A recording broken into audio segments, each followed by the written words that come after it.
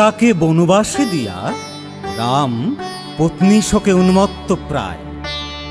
কেবলই তাহার মনে হইতেছে ঘোরতর অবিচার করিয়াছে।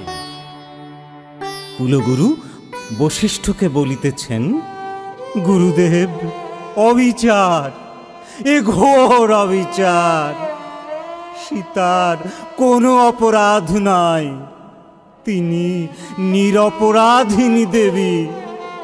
আমার কোনো অধিকার নাই তাহাকে শাস্তি দিবার। আমি মহাপাপ করিয়াছি। আমি তাহাকে থামাইয়া দিয়া বশিষ্ঠ বলিলেন, বৎস, সত্য রক্ষা করা ক্ষত্রিয়ের ধর্ম। তুমি সত্যাশ্রয়ী, সত্য ধর্ম পালন করিয়া প্রকৃত ক্ষত্রিয়ের কার্য করিয়াছ।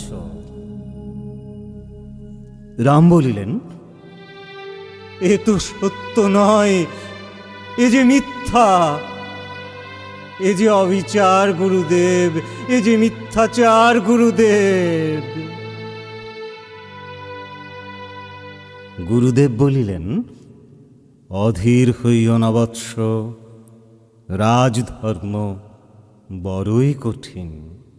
রামচন্দ্র শুনিলেন না, অধীর হইয়া উঠিলেন।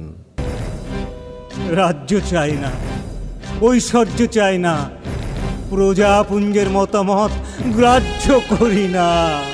সীতাকে চাই, আমার দেবীকে চাই। রাজ্য যাক, মান যাক।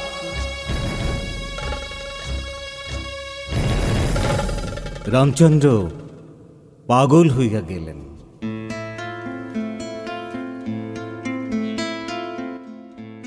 অভিনেতা নকুর মাইতি রামের অভিনয় শেষ করিয়া যখন শেষ রাত্রে বাড়ি ফিরিলেন, তখন তাহার পা টলিতেছে মদের নেশায় চুরচুর।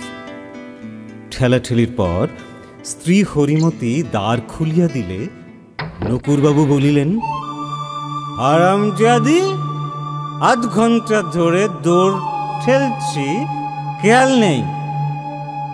হরিমতি বলিলেন, ঘুমিয়ে পড়েছিলাম।